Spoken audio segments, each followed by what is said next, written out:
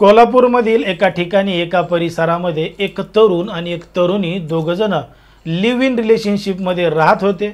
म्हणजे लग्न न करताच दोघजण एक सोबत राहत होते आणि मागच्या 6 महिन्यापासून अशाच पद्धतीनं दोघजण एका ठिकाणी राहत होते. पण मात्र ती जी तरुणी आहे, महिला आहे, तिचं लग्न झालेलं होतं. पण मात्र लग्न झालेलं असून सुद्धा तिचं आणि तिच्या नवऱ्याचं जमत नसल्यामुळं त्या दोघा जणांची कोर्टामध्ये केस सुरू होती. म्हणून ती जी महिला आहे इकडं दुसऱ्या तरुणासोबत लिव्ह इन रिलेशनशिपमध्ये राहत होती. बघता बघता या दोघांच्या अशा नात्याला 6 महिने निघून गेले होते. पण मात्र या 6 महिन्यानंतर या दोघांच्या नात्यामध्ये एक धक्कादायक प्रकार घडलेला होता आणि यामध्ये दोघांचा देखील जीव गेलेला होता.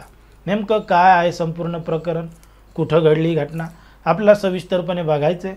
पण जर तुम्ही अजूनही आपलं चॅनल सबस्क्राईब केलं नसेल तर लगेचच सबस्क्राईब करून घ्या आणि बाजूला असणाऱ्या बेल नोटिफिकेशनला सुद्धा ऑन करायला विसरू नका.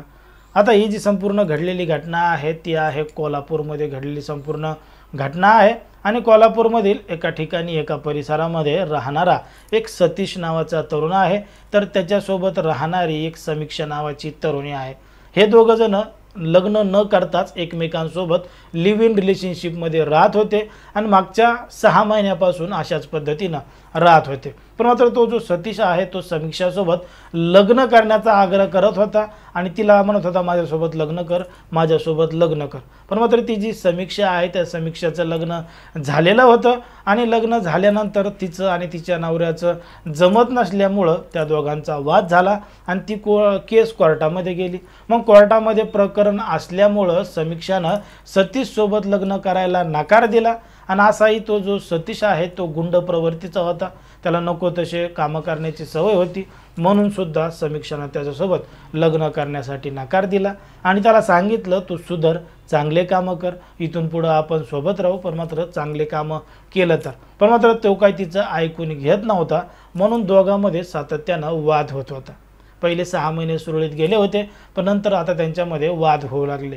मग वाद होऊ लागले म्हणून ती जी समीक्षा आहे ती त्याला सोडून त्याच्या मैत्रिणीच्या इथं राहायला गेली. कारण की त्याच परिसरामध्ये तिची एक मैत्रीण राहत होती आणि ती इव्हेंट मॅनेजमेंटचं काम करत होती. मग ही मैत्रिणीकडे राहायला गेली, मैत्रिणीसोबत राहून इव्हेंट मॅनेजमेंटचं काम करू लागली.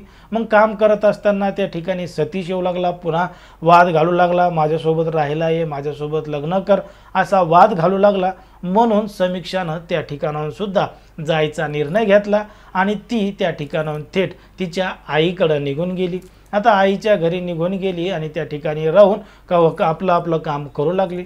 पण मात्र काही दिवसापूर्वी 3 जूनला ती जेव्हा तिच्या मैत्रिणीच्या घरी तिचं सामान आणायला गेली होती, म्हणजे जे काही रूममध्ये ठेवलं सामान होतं ते सामान आणायला गेली होती, तेव्हा तिच्यासोबत तिची मैत्रीण देखील होती. आता सामान आणायला रूमवर गेल्यानंतर त्या समीक्षानं त्या सतीशला फोन केला आणि सांगितलं मी इथं माझं सामान घ्यायला आलेले आहे, असं आहे तसं आहे. मग त्याला समीक्षा या ठिकाणी आली आहे म्हणून माहिती मिळताच तो तात्काळ त्या ठिकाणी 15 मिनिटामध्येच पोहोचला आणि 15 मिनिटामध्ये पोहोचल्यानंतर ती जेव्हा रूममधून सामान काढत होती त्यावेळेस त्यानं तिच्यासोबत पुन्हा लग्न करण्याची मागणी केली आणि लग्न करण्याचा नादच लावला. आता त्या ठिकाणी दोघांमध्ये पुन्हा एकदा लग्नावरून वादविवाद झाला. आता ती जी समीक्षाची मैत्रीण सोबत होती ती दोघा जणांचा वाद मिटवण्याचा प्रयत्न करत होती, दोघांना सुद्धा समजून सांगत होती. पण मात्र त्या सतीशला तिचा राग एवढ्या मोठ्या प्रमाणात आलेला होता की त्यानं थेट त्याच्याजवळचा चाकू काढला आणि समीक्षाच्या छातीतच खुपसला. एवढ्या जोरदारपणे तिच्या छातीत चाकू खुपसला आणि तिला थेट घरामधून फरफटत बाहेर आणलं आणि सोडून दिलं आणि त्या ठिकाणून फरार झाला, पसार झाला. आता समीक्षाची मैत्रीण तिच्या सोबत होती, ती जोरजोरात आरडत होती, ओरडत होती, तिच्या मैत्रिणींना फोन लावून बोलत होती. तात्काळ तिच्या मित्रांनी, आजूबाजूच्या लोकांनी त्या समीक्षाला उचललं आणि जवळच्या एका दवाखान्यामध्ये ॲडमिट केलं. पण मात्र दवाखान्यामध्ये पोहोचेपर्यंत उपचाराआधीच समीक्षाचा त्या ठिकाणी मृत्यू झालेला होता. कारण की जखम आरपार गेलेली होती, त्यामध्ये तिचं निधन झालेलं होतं. मग घटनास्थळी पोलीस आले, पोलिसांनी पंचनामा केला, तक्रारीवरून आरोपी विरोधात गुन्हा दाखल केला आणि गुन्हा दाखल केल्यानंतर आरोपीला पकडण्यासाठी पोलिसांचं पथकसुद्धा त्या ठिकाणी गेलं। पोलिसांनी पथक तैनात केल्यानंतर त्याला पकडण्यासाठी संपूर्ण यंत्रणा राबवल्यानंतर गुरुवारी जेव्हा त्या सतीशच्या मूळ गावी पोलीस पोहोचले, त्या ठिकाणी सतीशचा सुद्धा एका झाडाला लटकलेल्या अवस्थेत मृतदेह मिळाला आणि तिचा खून करून त्यानं आत्महत्या केली। हा संपूर्ण प्रकार त्या ठिकाणी उघड झाला आणि कोल्हापूर शहरामध्ये एकच खळबळ उडाली।